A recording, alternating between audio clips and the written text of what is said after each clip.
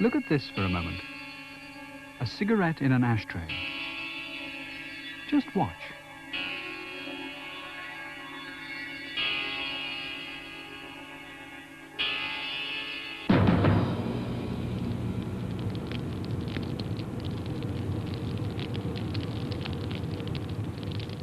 But this is a film about fire prevention, not the starting of fires.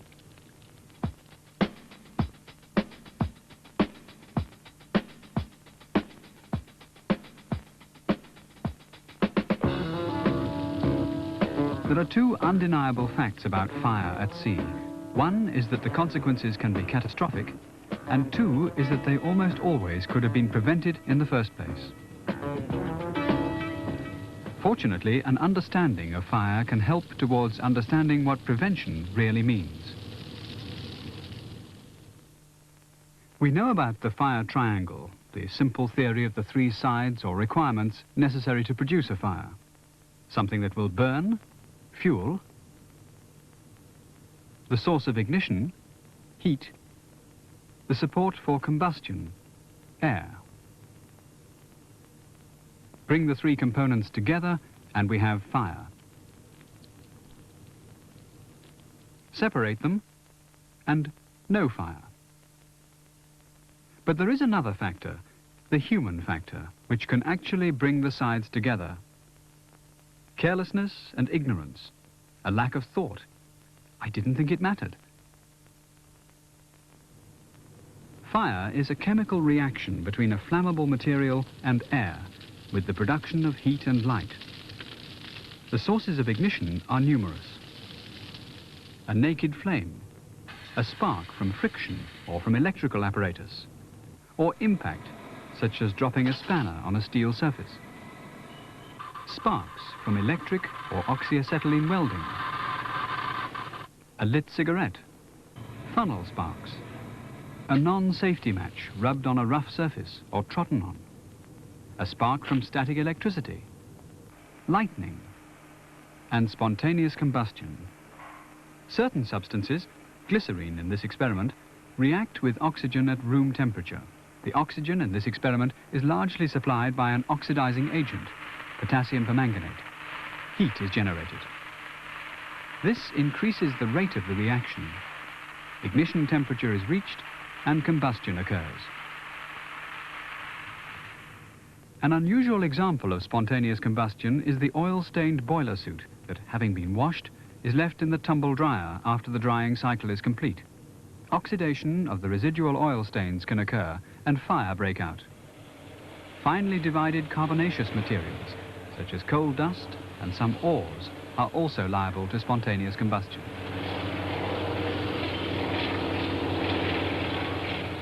The ignition sources you've seen, and many others, can ignite by direct contact with the substance that will burn in the presence of air or an oxidizing agent. The heat, however, can be transferred by three other means: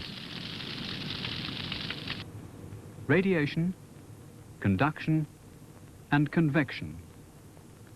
Radiation transfers the heat through air or even through a vacuum. The sun's rays can cause fire, especially if focused through a lens or even a cracked porthole glass. The heat from a grill. There is no direct contact. The heat is radiated, but it can still ignite the toast. Radiated heat can be from something that is not hot enough to glow, but it can still set fire to flammable substances. Conduction is another way by which heat is conveyed from the iron element, in this case, to a shirt. And although there's no direct flame, the shirt could ignite. Arc welding is going on here, as you see.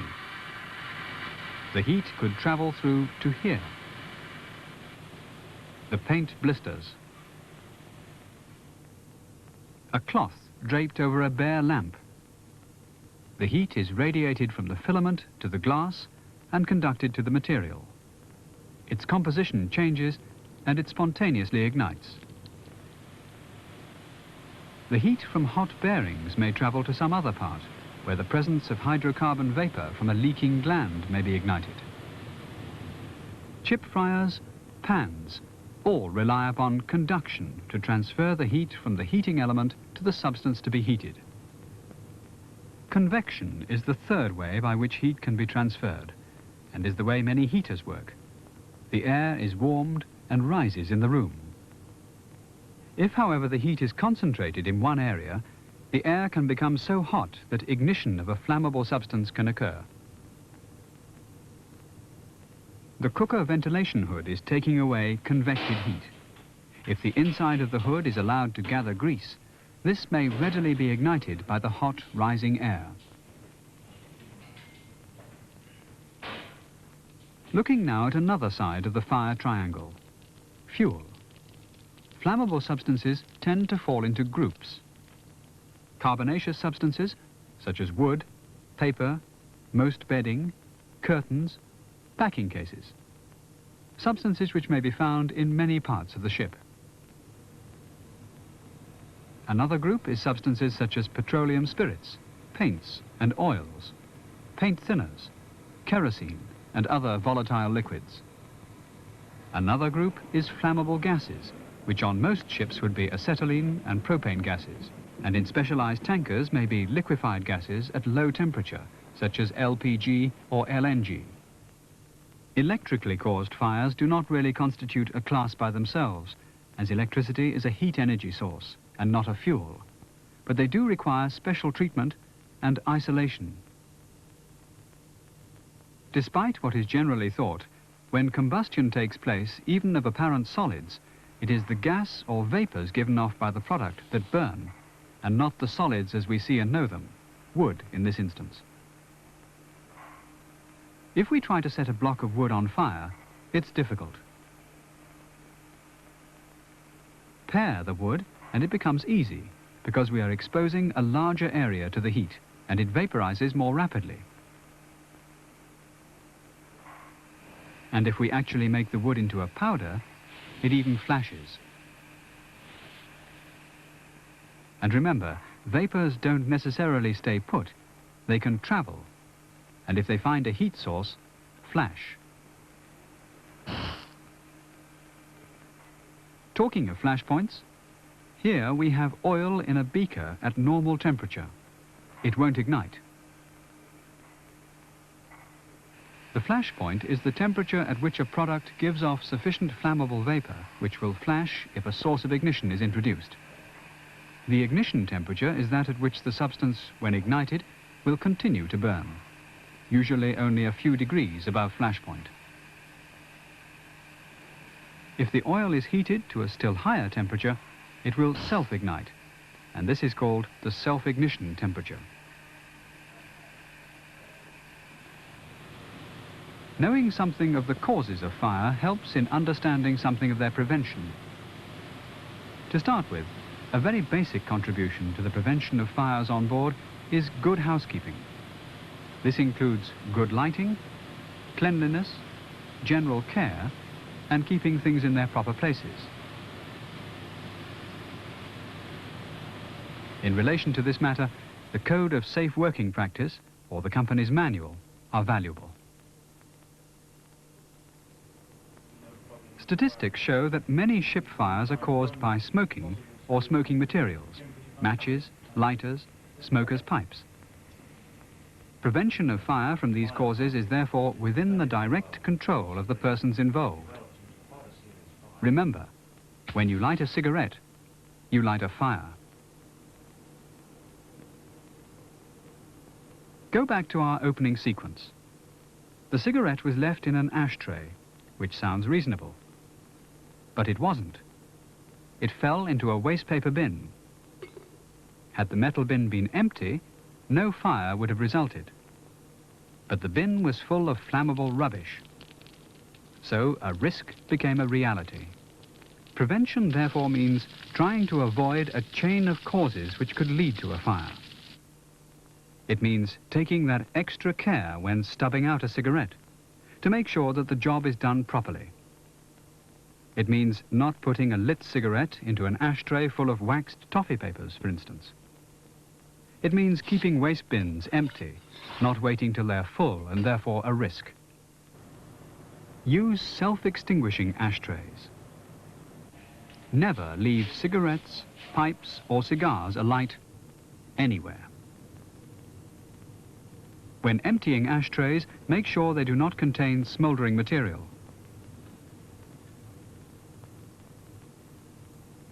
Never smoke in bed. If you feel you must smoke, get out of bed to do so, and make sure before you get back in the bed that the cigarette is completely extinguished. Never smoke in or around holds or on deck when hatches are open in cargo ships.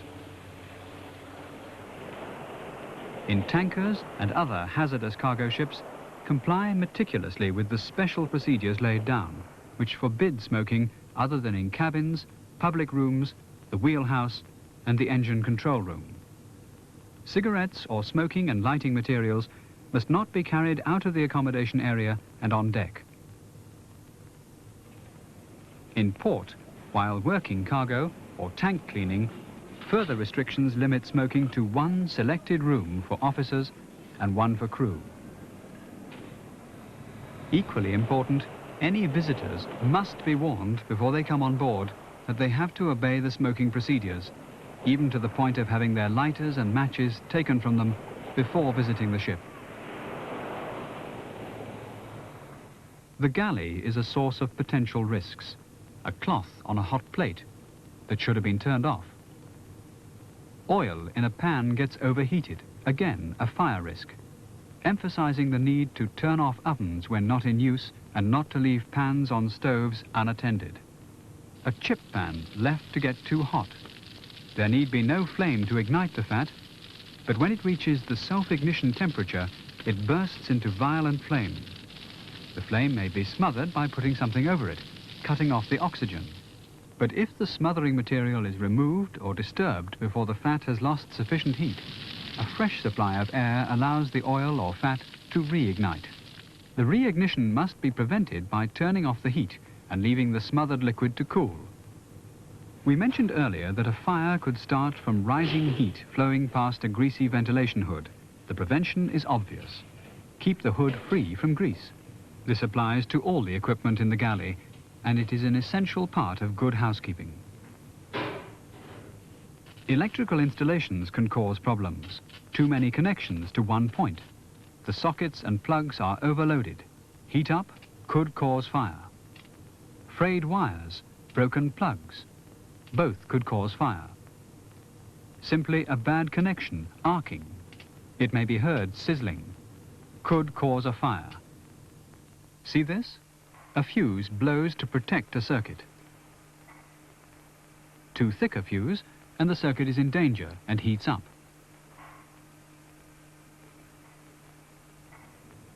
Remember the piece of material hung over the lamp to reduce the glare?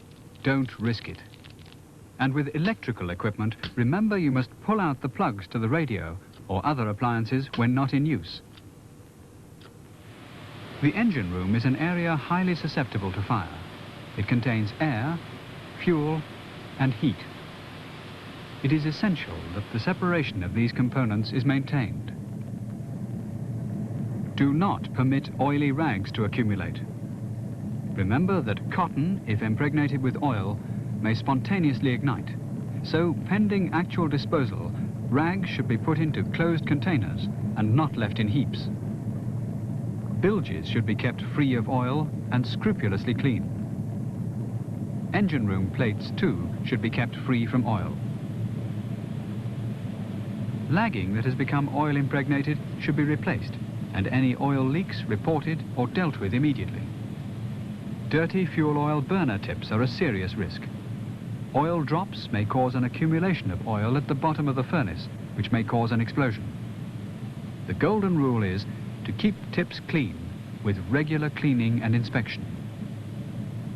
Engine rooms contain a good deal of electrical equipment, which can provide sources of ignition if not properly maintained and regularly inspected. It is also extremely important to prevent water, steam leaks and condensation causing partial or complete short circuits, with consequent fire risk. Procedures are laid down regarding the control of hot work, which must be obeyed. First, properly documented written permission must be obtained from the officer in charge before welding commences. Care must be taken to ensure that there is no flammable material in the area to be worked on, and this includes behind, above, and below the area. Suitable firefighting appliances and crew must be close at hand. On a tanker, before permission is given to weld on or close to a tank, the tank must be fully inerted, as otherwise an explosion can occur. In a metal workshop, cleanliness is again essential, and it's wise to remember that accumulations of swarf, if covered with a film of oil, are liable to spontaneous combustion. Wandering electric leads are prohibited on deck in tankers. On some cargo ships, light clusters are still used and may have wandering leads. Great care must be taken where these are run, as they may be damaged by being trodden on. Something may drop on the lead and cause a short circuit. Or rain may penetrate connections and be another source of danger. In the holds especially, strict vigilance, careful stowage and careful consideration of the cargo requirements is necessary. Bales, bundles of absorbent materials, cotton waste, canvas, cloth and jute must not be stowed near heat sources. Spontaneous combustion can occur under certain circumstances, especially if the material is contaminated with organic oil. Fish meal, similar organic materials and coal are susceptible to spontaneous combustion. Coal itself can give off highly flammable methane gas, especially when freshly loaded. Regular checking of hold temperatures is important. Static electricity can cause fires. Before pouring flammable liquids, such as varnish, paint or kerosene into another container, make certain, by touching them together or to the metal of the ship, that they are electrically discharged. If on a tanker or similar ship, follow the instructions contained in the Code of Safe Working Practice or similar guide. In this film, we looked at the fire triangle of cause and effect, the nature and types of fire, and how fires may be started. Then we discussed the all-important matter of fire prevention. Obviously, we couldn't deal with every possible preventive measure, but we stressed the most important: fire consciousness, safe practice, and good housekeeping. If you see, hear, or smell something that you think is not as it should be, report the matter at once. Never ignore the dangers of a faulty switch, the overfull waste bin, the smoky galley stove, the spilt oil in the engine room, the smouldering cigarette butt, the oily rags, the frayed or overloaded electric wiring. If you cannot correct it yourself, tell someone who can, but don't just ignore it. Think about the fire triangle and the fire hazards on your ship. In short, be aware. That way you can contribute in large measure to fire prevention, the well-being of all on board, and the safety of the vessel on which you serve. The Videotel Marine International film you've just seen is one of a series of 4 on firefighting at sea. Film 2 deals with basic firefighting, Film 3, command and control at the incident, and Film 4, command and control from the bridge.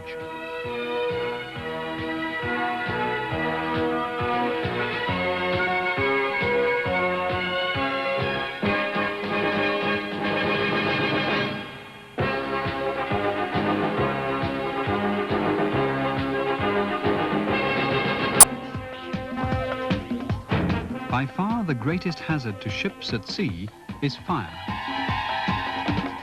Most fires start as small ones. They should not be allowed to grow. The larger they become, the more difficult they are to control. This film deals with the basics of firefighting and the action to be taken when an incident occurs, with fire extinguishers and their individual uses, and with general firefighting techniques.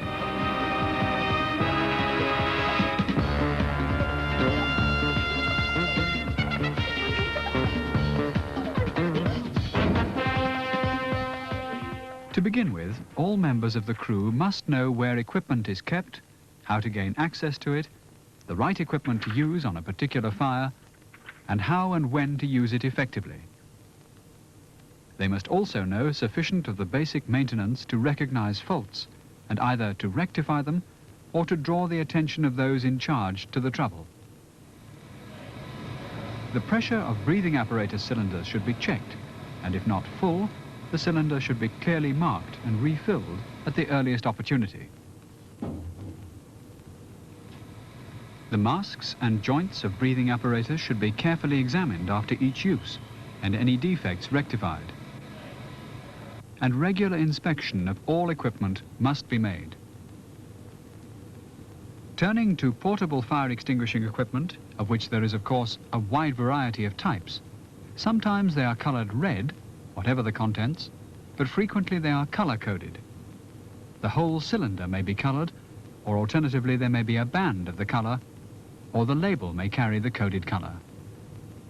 In any case, they should be operated strictly in accordance with the maker's operating instructions, and these instructions must be clearly displayed. The most common types are water extinguishers, which operate on the basis of cooling the burning substance below its ability to sustain flammability. The CO2 pressurized types contain a cylinder of the gas within the water container and are activated by a plunger being pushed or a trigger squeezed, causing a needle to penetrate a seal in the CO2 container inside. The gas is released and the pressure ejects the water.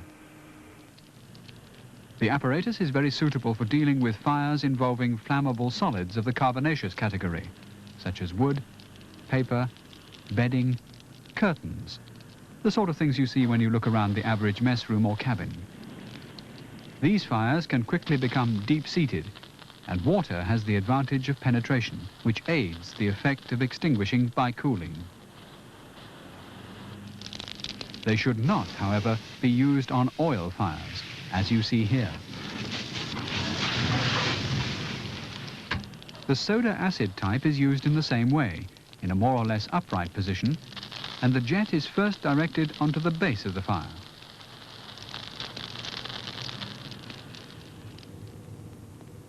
They are readily recharged, as you see, and the opportunity should be taken to see if there are any signs of rust or corrosion, which might dangerously weaken the cylinder.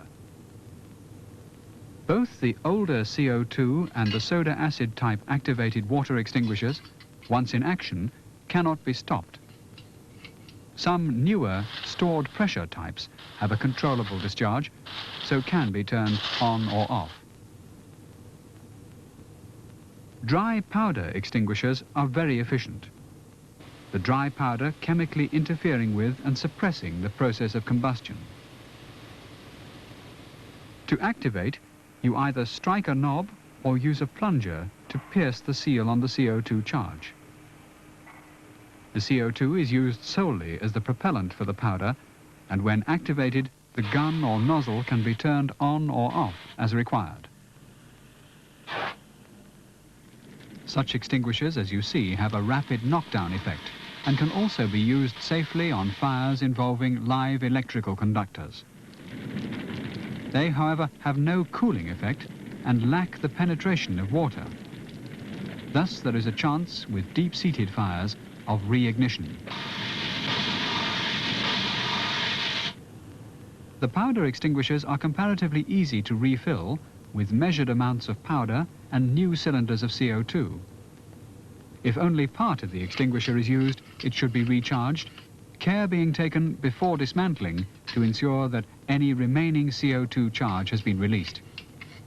There are also larger types of powder extinguishers, semi-portable, ranging from a 50-pound trolley for positioning by the manifold on a tanker up to a 150-pound wheeled unit for use in, for example, an engine room. Foam extinguishers are of two basic types. The chemical foam extinguisher, in which the foam and the propellant are made by mixing two separate chemicals within the extinguisher. This is done by turning the extinguisher over and shaking it. The mechanical type of foam extinguisher utilizes a pre-mixed foam which is expelled by CO2 gas from a cartridge, activated by means of a plunger piercing the seal of the cartridge. To extinguish a flammable liquid fire, the foam is directed onto a bulkhead so that it can flow over the entire surface of the burning liquid, or if the fire is in the open, the foam may be directed into the air to fall in small drops onto the blaze.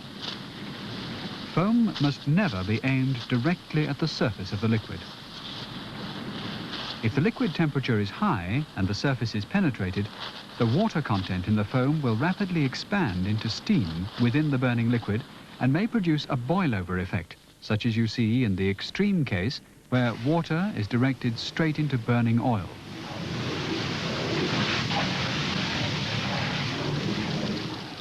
An advanced form of foam is AFFF, aqueous film-forming foam, which has considerable penetrating power and is also very effective on flammable liquid fires, as seen here. AFFF is also used in fixed installations, and the aqueous film effectively seals the surface of the oil. Consequently, reignition is less likely. Its penetrating properties are even superior to water, so it can be used on deep-seated fires involving carbonaceous materials. The foam extinguishers are rechargeable quite readily with ready-mixed foam-making material, and a new CO2 charge is placed in the container in the mechanical type. The same procedure is adopted when AFFF is used. CO2 extinguishers contain carbon dioxide gas under pressure and are activated by removing a pin and pressing the trigger. They can be stopped and restarted as required. The charge may last for about half a minute, depending on the size, and should be used economically and efficiently. They act by depriving the fire of oxygen and are particularly valuable for electrically caused fires, such as this TV or the radio room. They have some effect on flammable liquid fires, but have little effect on carbonaceous fires, as there is little cooling effect, no penetration, and they are easily dispersed. See the poor effect on this fire. And then the effect of a water extinguisher on the same fire. CO2 is non-toxic, but being deficient in oxygen will not support life, so it should be used with caution in very confined areas where the user may be deprived of air. There are other types of extinguishers of the vaporizing fluid type using halons, such as BCF, sometimes known as Halon 1211, and BTM, known as Halon 1301. They work on the principle of chemically interrupting the processes within the flame. They must, however, be used with caution in confined spaces because concentrations of the gas are harmful, and in addition, toxic products are evolved when the gas is in contact with flame. Fixed installations. Halons, such as those just mentioned, are progressively being used in fixed firefighting installations, particularly those covering machinery spaces. Although low concentrations are used, even these can be harmful if breathed, and as we said earlier, halons in contact with flame and heat produce toxic gases which can be very dangerous. Therefore, as with CO2, it's very important to ensure that a compartment has been evacuated by all personnel before halon is injected. Many fixed installations use CO2 stored in large cylinders which are regularly checked for the level of the liquid CO2. Before their use, for example in an engine room fire, everyone must be evacuated, alarm sounded, the whole area sealed off, vents shut, before the CO2 is fed through outlets into the area concerned. On many ships, the flooding is by foam, stored in huge tanks and run to strategic points around the engine room, for example, or direct to mobile applicators on deck or in cargo areas. Low expansion foam, which expands by 8 to 10 volumes, is in use here and is also used in portable extinguishers. High expansion foam, expanding up to 1,000 volumes, is sometimes carried for large enclosed spaces, such as cargo holds, peak stores, or even pump rooms. Steam smothering is still sometimes used in areas such as paint stores.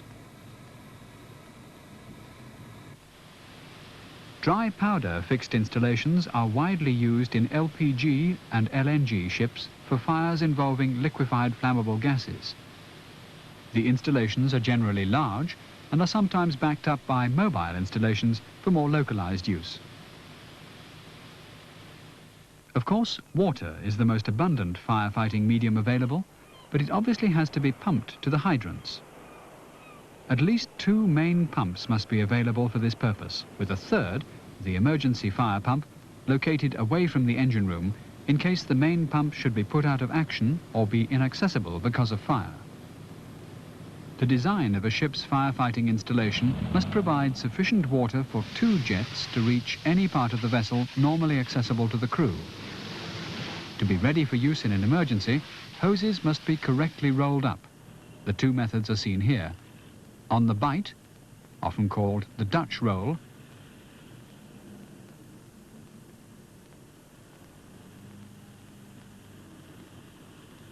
and the normal roll. In each method, the hoses are laid out, then drained by a crew member walking along, holding them at shoulder level. Hoses are tough, but shock can damage them. Therefore, hydrants must be turned on and off gently to avoid sudden surges of pressure. For firefighting on ships, variable jet spray nozzles are most commonly used. Before the nozzle is turned on, it should be pointed away and downwards from a fire. The nozzle can then be turned to spray and then to a wide, fine water curtain, which protects the operator as he nears the fire. The nozzle can then be adjusted to concentrate the water into a spray with an arc of about 60 degrees, and this can be used both to tackle the fire and as protection. The object with spray is to make the finely divided drops of water reduce the heat of the fire to below the ignition temperature of the burning material, whilst the blanket of steam helps to seal off the fire. With a fire, where possible, attack from the windward side, or where there is the least smoke. Never direct a jet straight onto any fire, as this may spread burning materials.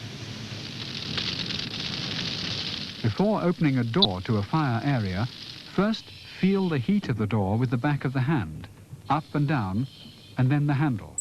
If you think from the temperature that it is safe to open the door, remember that the fire in the room may have generated a quantity of explosive vapor, which, when in contact with air, as the door is opened, may flash, perhaps with explosive violence, throwing the door outwards.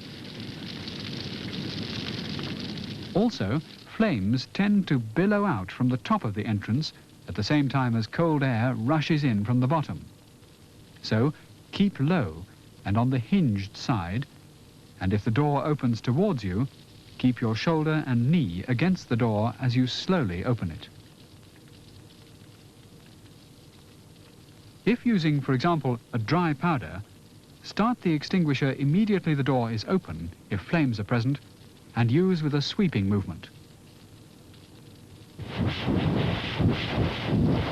If a door to a fire is open, close it to contain the fire and deprive it of air until you are fully prepared. In fires, keep low.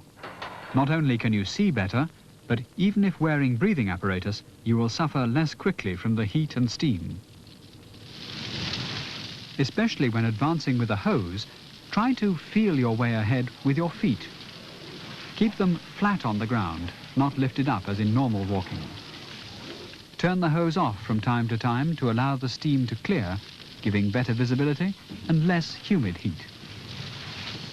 And remember, don't tackle a fire without BA unless you are certain you can contain it by the time the emergency party arrives. Always have an escape route in mind in case you are forced back. Fortunately, the basics of firefighting are common to any type of ship, and regular drills should be held which will involve the special precautions and measures applicable to that particular cargo and ship. Let's go through some of these basics. After sounding the alarm, return to see if there's anything you can do to tackle or contain the fire, such as shutting fire doors. This is extremely important, both to starve the fire and to prevent it and smoke spreading. An emergency team preparing to enter. Checking face masks. The seal. The cylinder pressure. Fixing lifelines. Reporting to the bridge.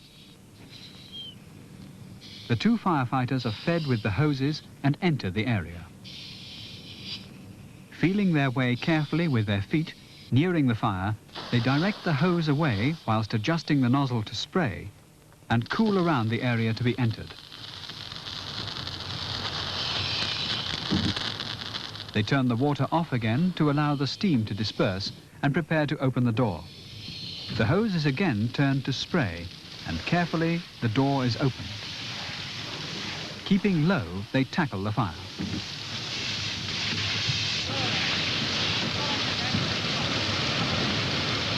Having successfully controlled the blaze, they will check that there are no other outbreaks, and leaving the charged hose on the site, they return to report. In a real incident, continued watch would be kept on the area for some hours until it is completely clear and there is no possibility of reignition. Now watch this, the reconstruction of an incident showing the firefighting and something of the emergency organization and backup involved. Smoke is coming from a vent in a closed cabin door. A seaman spots the smoke, doesn't open the door, goes to sound the alarm. The officer in charge receives the report. The master stops the ventilation fans in the accommodation area and puts engines at standby below. The seaman has brought an extinguisher to the scene.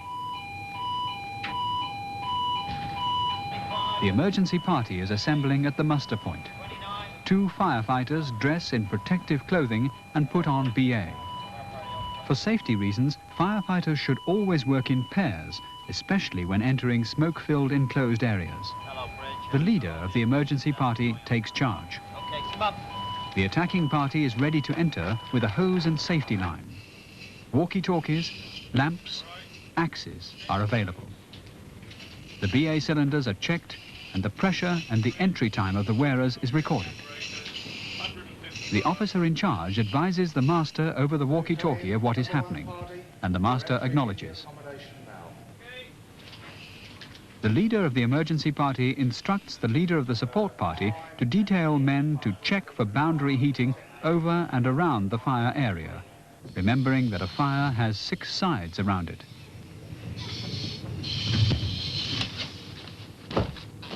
Boundary starvation, the removal of combustible material such as bedding from bulkheads adjacent to the fire zone, and boundary cooling of the area take place as some bulkheads are becoming hot. The firefighters tackle the blaze. The leader of the emergency party keeps close contact with the bridge, reporting on action taken and progress. The fire is eventually controlled. The firefighters check the area and retire to report. Outside, they tell the leader of the party the extent of the incident. A constant check will be kept for some time against reignition, and an assessment made as to the possible cause of the fire and the damage involved. Meanwhile, all BA cylinders will be recharged and any used extinguishers refilled.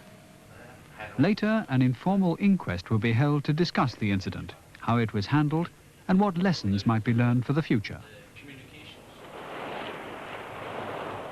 All in all, successful firefighting depends upon the basics being observed and put into practice.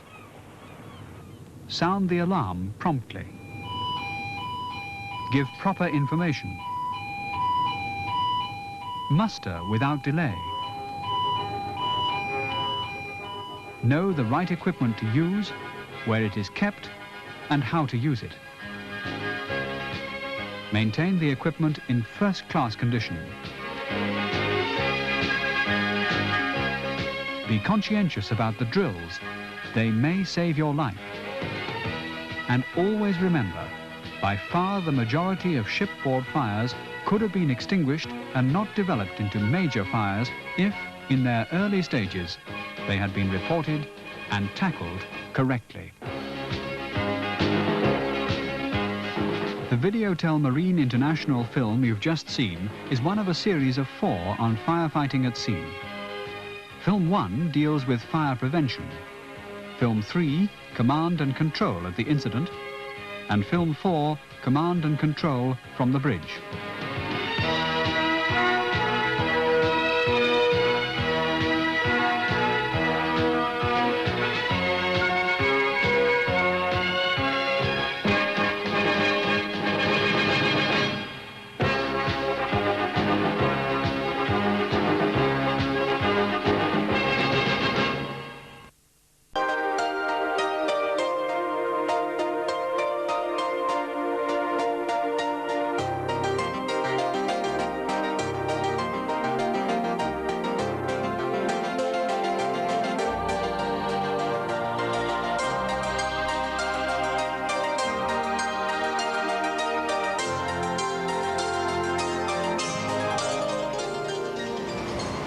All over the world, we hear of the dangers of pollution of the seas from shipping, which, despite legislation and recommendations, is still a very serious problem.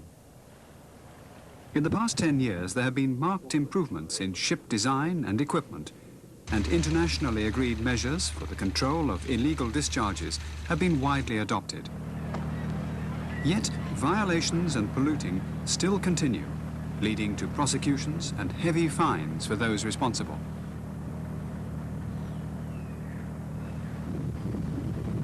But can ships really cause such a problem, some of you may ask? The answer is yes. The sea is not merely 7/10 of the Earth's surface, enabling us to travel and transport goods from place to place. It also supplies a tremendous amount of food, upon which millions of people depend. But because of pollution, the habitat of vast numbers of marine creatures has been seriously threatened, not only in waters close to land, but also in the open oceans. Then, if the pollution is so bad, why on earth is it taking place? It is in large part caused by lack of awareness by individual officers and crew members who seem to look upon the oceans as a huge sink, capable of dealing with almost anything put into it. For a moment, think of the atmosphere surrounding the Earth, much larger than the oceans, yet its pollution is taking place. CFC from aerosols and refrigerants is said to be causing a hole in the ozone layer. There's a strong possibility that carbon dioxide from cars and the burning of coal and oil for heating is causing a warming of the Earth's climate, which may result in a rise in the levels of the oceans, with cities submerged and coastlines eroded.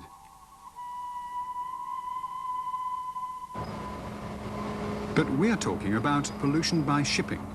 How can very small quantities of substances make serious changes to the oceans? The answer is that it's really a matter of multiplication. There are approximately 70,000 ships sailing the seas, all with the potential to add some pollution. The discharge of relatively small quantities of waste, repeated in thousands of places day by day, year after year, adds up to something very significant. And many of the substances which pollute are highly persistent, and in the case of most plastics, are non-biodegradable. Some of the chemical pollutants are highly toxic, and mercury, for instance, is absorbed and remains in some marine organisms, making them poisonous to whoever or whatever eats them. Look at this for a moment. Clear, clean water being poured into a large glass container. As seen through a microscope, some particles of pollutant are dropped into the water. Rapidly, they start to spread. Now the pollutant is spreading more and more. Soon it will affect all the water. And of course, this substance could be a deadly poison, a killer, and the minute grains have contaminated a water volume perhaps 1 million times their own size. And here, on board ship, we see how a small amount of oil has polluted a stream of water. oceans have existed in one form or another for millions of years.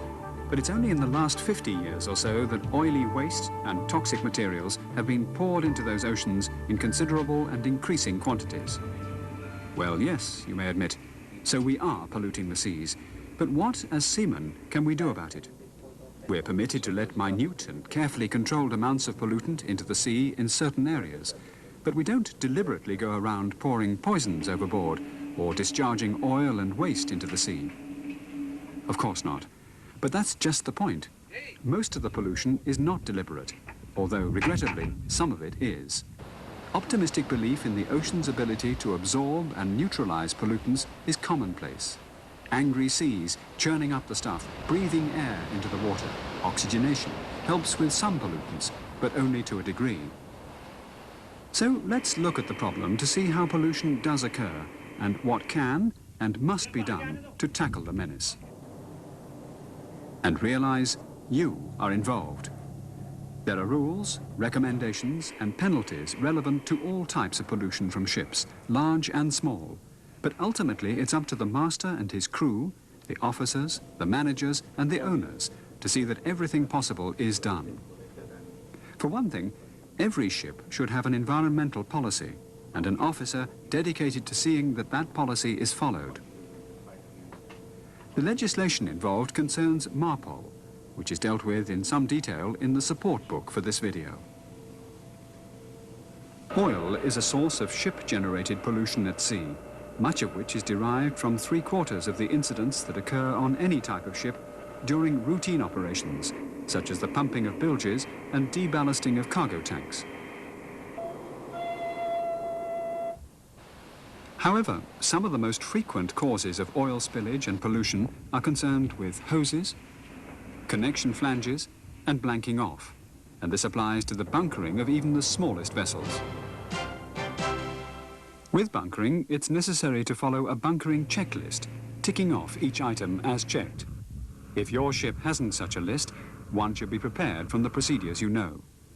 The accompanying book can also help. Checklists for bunkering or fuel transfer vary to some extent, but in general they'll ask, have communications been established with shore or barge personnel? And has agreement been reached on maximum loading rates, maximum working pressure, and loading quantities? This procedure may take place in many different parts of the world, and language difficulties have to be taken into account. Is the ship securely moored and fendered? A small point, but could be very serious if she's not. Are deck scuppers positively plugged before starting operations? This is of course so that in case of a spill, the fuel will not run straight off the deck and pollute the sea.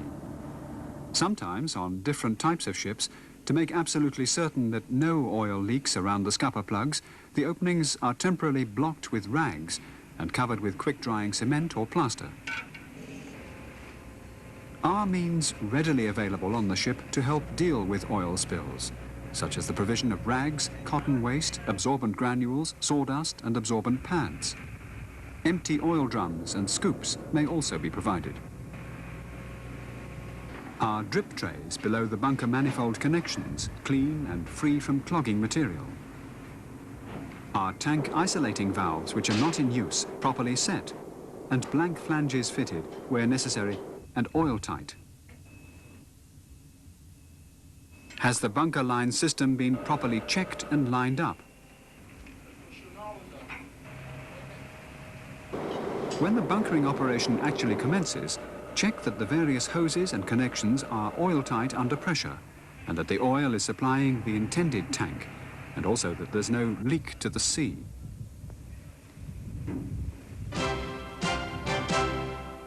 Regrettably, however, despite all precautions, oil leaks can and do occur, and the golden rule is that they must be dealt with promptly and the oil prevented from actually going over the side and causing pollution. To contain a spillage within a small area of the deck, a wall of absorbent material can be formed. Sawdust or the specially prepared granules will be fine. In some cases, the oil-absorbent packs can be put to good use. In the case of a larger spill, a portable air-driven pump can be used to pump the oil into a large empty oil drum for safe disposal. When cleaning up after a leak or spill, sawdust or the granules are useful, but when oily, they must not be swept over the side, but carefully collected up and put into heavy-duty bags. These will have to be retained either for incineration on board, if not plastic, or for shore disposal. Organic material, such as sawdust, oily rags and cotton waste, need special attention because they are liable to spontaneously ignite. If there's no incinerator on board, the material should be safely stored in metal bins for disposal at the next shore facility. The engine room of any ship is always a potential source of pollution, in general resulting from minor leakages within the system, which can contaminate water in the bilges, which, if pumped out without treatment, will cause pollution. Drip trays are frequently provided beneath components liable to oil leakage, with pipes running to the dirty bilge or sludge tank. Water in an engine room sometimes leaks and becomes oily. A separator can remove traces of oil contamination down to below 100 parts per million. But for clean water, under the MARPOL Convention, figures of less than 15 parts per million are required, and usually an additional filtering system is provided to achieve this. Many use disposable filter cartridges, which must be changed when saturated.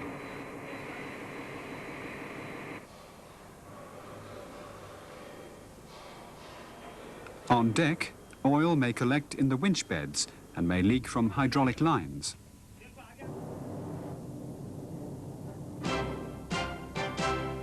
On tankers, it is again essential to pre-plan loading or unloading operations and to strictly follow company procedures and checklists.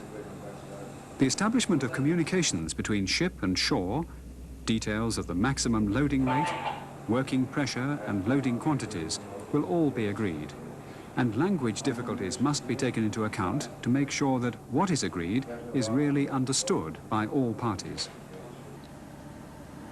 As when bunkering, during cargo operations, the scuppers must be plugged. If it rains heavily, the appropriate plugs must be removed to drain off excessive water, but they must be replaced immediately when the water has drained away. As a safeguard, granules, sawdust, cotton waste scoops and so on should all be available, just as when bunkering. We see here oil dispersant, but in many countries this may only be used after permission has been granted by their authorities, so it should not be included among disposable materials except for deck cleaning after a spillage. In the event of a considerable spillage, a portable air-driven pump is valuable, with a hose running to a large drum. As a precaution, before loading or unloading start, the drip trays beneath the manifolds need checking for cleanliness. The officer in charge will ensure that the pipeline system is correctly lined up and that no drain or washing connections have been left open. The closing of manifold valves and the blanking of connections not in use must be checked. The connection between the ship and the shore is always a high-risk place for leakage, so it must be inspected carefully, and a man should be stationed in sight of the manifold area at all times while the transfer is in progress. Important times whilst loading or unloading are during the starting up and finishing of the operation, involving topping off, the process of completing the loading of an individual tank or group of tanks to predetermined levels. The operation will take place according to company procedures, which will be based on internally agreed guidelines. The ullages will be frequently checked and careful records kept. Close liaison with the shore operator is vital, since loading must be slowed down and stopped at the right moment without producing any pressure shock in the system. During loading, the procedures will ask, is the ullage of the loading tanks frequently checked, and are empty tanks monitored to ensure that all closed valves are in fact oil-tight? Is ample ullage space being left to avoid the possibility of oil spills? When the loading or unloading is complete, the loading arms and hoses will be drained, the manifold valve or valves closed, and the loading arms or hoses blank flanged before being removed from the ship. Finally, it must be ensured that the valves of the system and all tank openings have been closed. After a further check to see that the deck is clean of oil, the scupper plugs can be removed.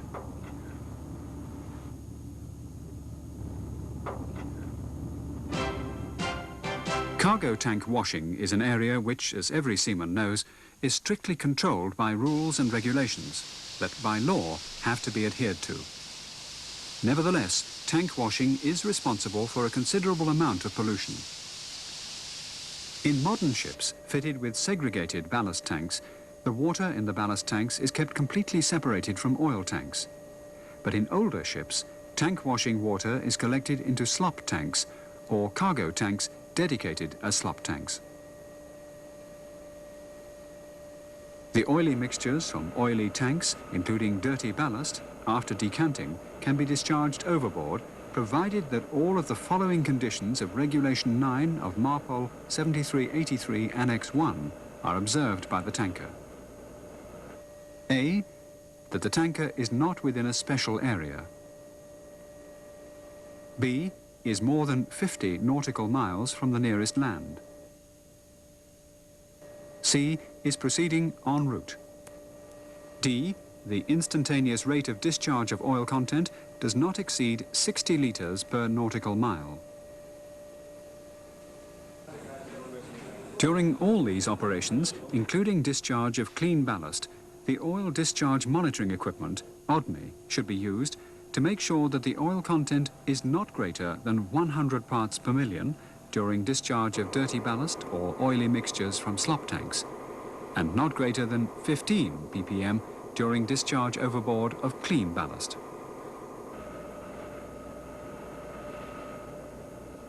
If these limits cannot be maintained, the discharge is to be stopped and oily mixtures are to be retained aboard and discharged to shore reception facilities or by using load-on-top procedures.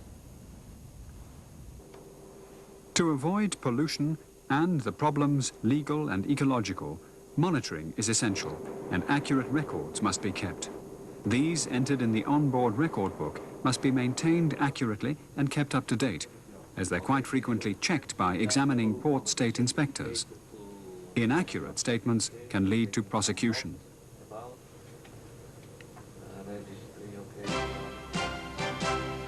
MARPOL is concerned not only with oil, but with all forms of pollution, and has 5 annexes.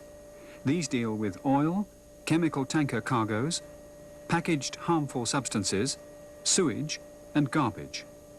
They also deal with the amounts of pollutant permitted to be discharged in different areas, and annexes may prescribe special areas where disposal is prohibited. For the discharge of water which might contain traces of oil, these special areas cover the Baltic, Mediterranean, Black and Red Seas, the Gulfs area, and the Gulf of Aden. Even more stringent regulations cover the Great Barrier Reef of Australia. MARPOL Annexes 1 and 2 are ratified by some 70 different countries, representing about 90% of worldwide tonnage.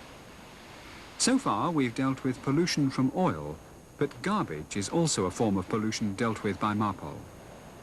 Annex 5 covers all areas of Annex 1, and recently the North Sea and English Channel have been pronounced a special area for the discharge of garbage from ships.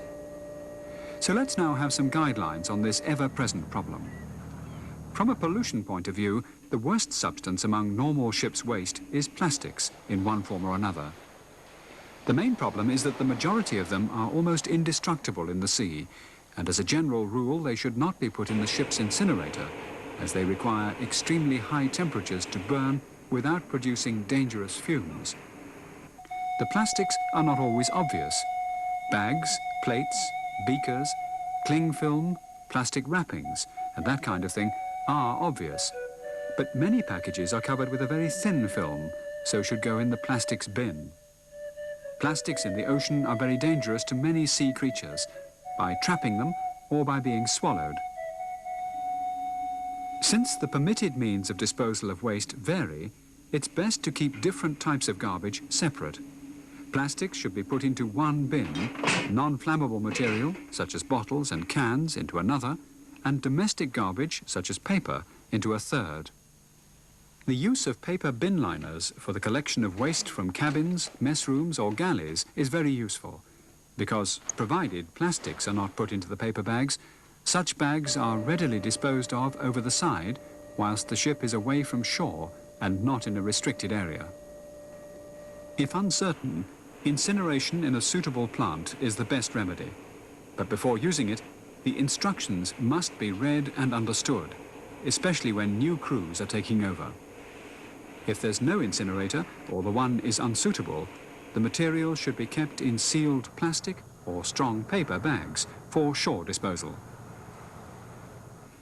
Dunnage and sweepings, other than oily materials or plastics, can be disposed of at sea at least 25 miles from shore, except in special areas where disposal is prohibited.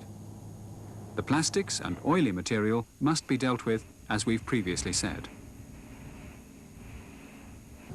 Smoke emission from funnels is not a direct cause of major sea pollution, but it is a contributory cause of pollution of the atmosphere and a minor cause of sea pollution.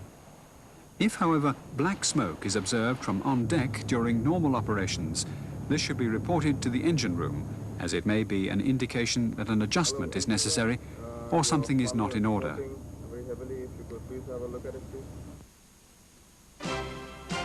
The question of overall responsibility for following the correct procedures being carried out on board ship is a subject of some debate.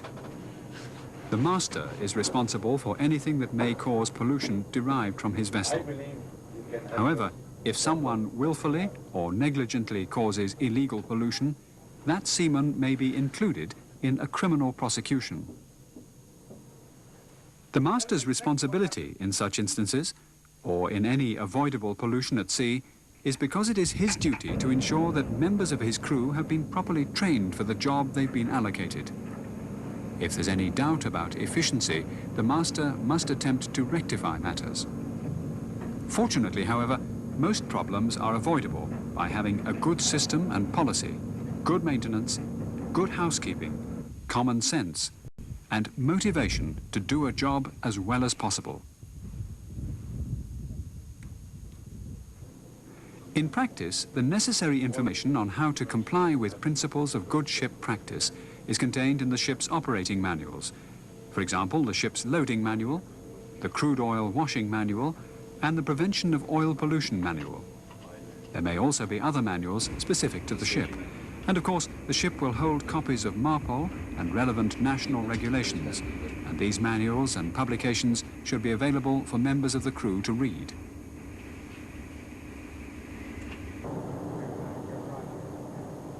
Having seen this video and realizing what's involved, and relatively how simple it would be to help reduce pollution, ask yourselves, please, isn't it worth a little extra effort to keep our waters unpolluted, the beaches clean, so that we and our children can enjoy splashing and swimming in the surf without fear of dirt and disease, and so that food from the sea will always be fit to eat, and so that the creatures of the sea don't have to suffer unnecessary, horrible deaths. And let's not think only of the present, but for the future, and our children's and their children's futures. It's not difficult. It just needs that little extra thought, concerted effort, individual effort, and good seamanship on the part of all at sea and those involved on shore. And if you don't make that concerted effort, you will have only yourselves to blame. The oceans are in your hands. Just think about it and act